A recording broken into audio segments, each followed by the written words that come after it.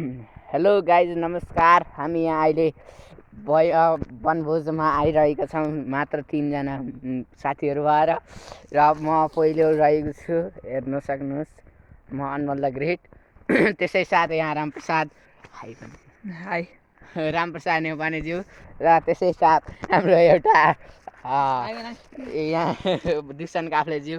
यो हेर्नुहोस्, हामी चाहिँ यहाँ भलिबल टिमका ग्रुपहरू मिलेर आएका छौँ। कि कसो साथी हो? यहाँ हामीले खानेकुरा खाएर भइसकेका छौँ र हामी रमाइलो पनि गरिहाल्यौँ। हामी चाहिँ अब कोक जाँदाखेरि कोक खान गइरहेका छौँ।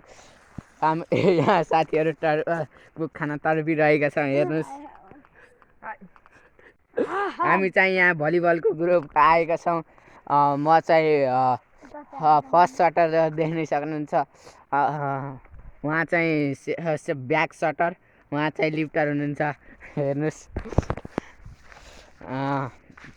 हामी नुहाएर पनि यहाँ पिकनिक खान पनि दुवै काम गर्न आएका छौँ। हेर्नुहोस्, हामी अहिले ठुलो रुवाको पानीमा पौडी खेलेर लुगासुगा धोएर हामी यहाँ ठुलो पिकनिक खाएका छौँ। पिकनिकमा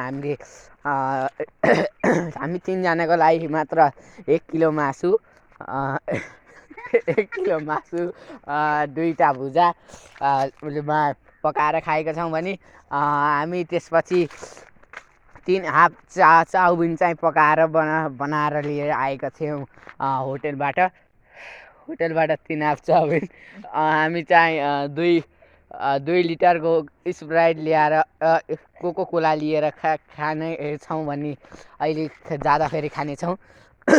त्यसै साथ हामी स्पिकर लिएर स्पिकर ठुलो खाले ल्याएका छौँ, जहाँ माइकमा गीत गाएर मादल बजाउँदै हामी रमाइलो गर्दथ्यौँ। भने म अहिले अनमोल द ग्रेटमा भ्लग बनाउँदै थिएँ। हेर्नुहोस्, उहाँ चाहिँ नाङ्गे हुनुहुन्छ। उहाँको टी सर्ट चाहिँ रामै सरले लुकाइदिनु भएको छ, दिनुभएको छैन, चुपचाप हुनुहुन्छ।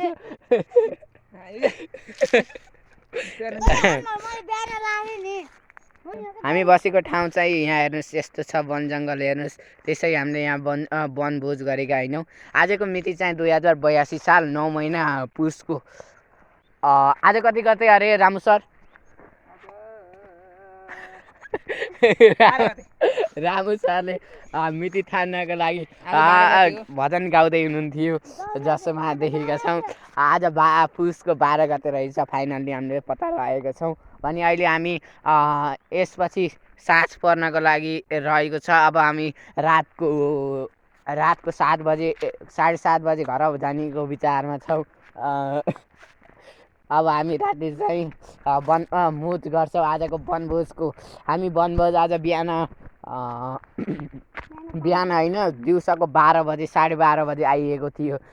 12 बजेको घाममा त अहिलेको मौसम त्यस्तो टल्टल्ती थियो। हामी त्यति बेला नुहायौँ अनि हामीहरू त्यसपछि मासु सासु पकायौँ अनि भुजामा खायौँ अनि रमायौँ। कि कसो रामुजी? हामी अहिले अस्ति भर्खरै भलिबल खेलेर आएका थियौँ। हामी म्याचमा जम्मा 35,000 रुपियाँ जितेर आएका छौँ हामी 3 जनाले। डिबो चाहिँ ग्रुपको 4,000 थियो। 35,000 जितेर आयौँ। अस्ति प्रथम स्थान हासिल गरेर एउटा गोल्ड कप लियो। गोल्ड कप ल्याएपछि हामीले 3टा